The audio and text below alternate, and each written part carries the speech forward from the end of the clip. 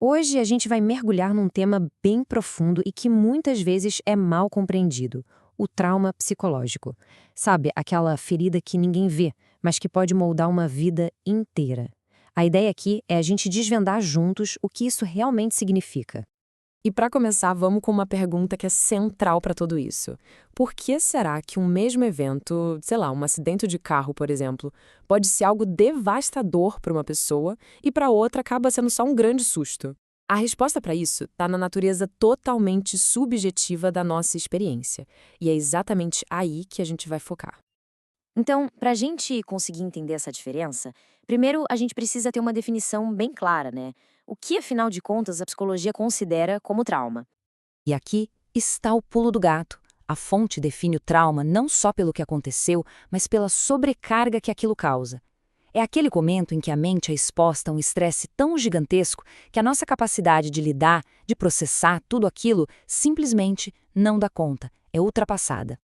E olha, essa distinção que a gente vê aqui é fundamental. De um lado, você tem o evento, que é o acontecimento lá fora, objetivo. Do outro, o trauma, que é a resposta aqui dentro, interna, subjetiva.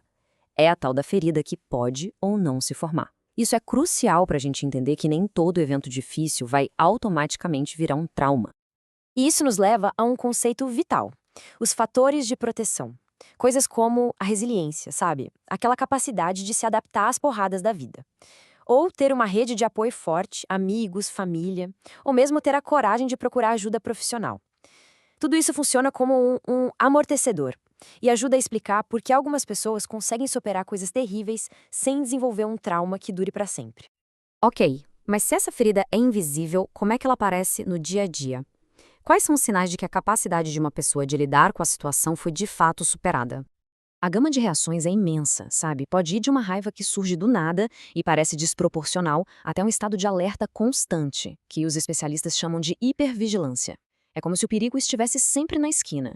E claro, tem o esgotamento, né? Físico e mental, que vem de viver nesse estado de alerta o tempo todo. Essa citação da fonte ilustra de um jeito muito forte um dos aspectos mais cruéis do trauma. A experiência ruim não fica lá no passado, ela invade o presente. Invade com flashbacks, com pensamentos que a pessoa não quer ter, fazendo com que ela reviva aquele horror de novo e de novo. O impacto pode ser tão profundo que chega a afetar a identidade da pessoa.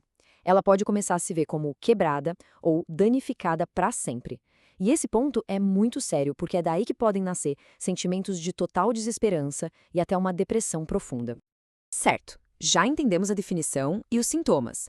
Mas quais são os tipos de eventos que têm esse potencial de causar um dano tão grande? As fontes são bem variadas e, infelizmente, muito comuns. Vão desde eventos gigantescos, como desastres naturais ou guerras, até experiências que são profundamente pessoais e devastadoras, como violência, abuso, acidentes sérios ou uma emergência médica. Agora vamos entrar numa parte um pouquinho mais científica. O que acontece dentro do nosso corpo? Como é que o estresse se transforma em trauma, mas a um nível biológico? A fonte mostra pra gente essa espécie de cascata biológica. Pensa num efeito dominó.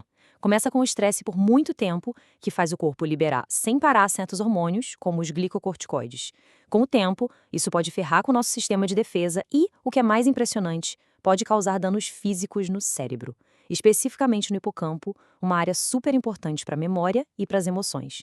Isso ajuda a explicar os flashbacks e aquela bagunça sentimental toda.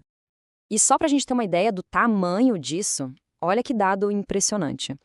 Pesquisas lá nos Estados Unidos mostram que cerca de 60% da população diz já ter passado por pelo menos um sintoma de trauma na vida. 60%. É gente pra caramba. Mas, e esse mas aqui é muito importante, viver um evento traumático não é uma sentença de que a pessoa vai desenvolver um transtorno clínico. Só uma pequena parte dessas pessoas acaba desenvolvendo o que a gente conhece como transtorno de estresse pós-traumático, o TEPT. É uma condição mais grave, onde os sintomas não vão embora e atrapalham muito a vida. E isso reforça mais uma vez o papel gigante da resiliência e daqueles fatores de proteção que a gente falou.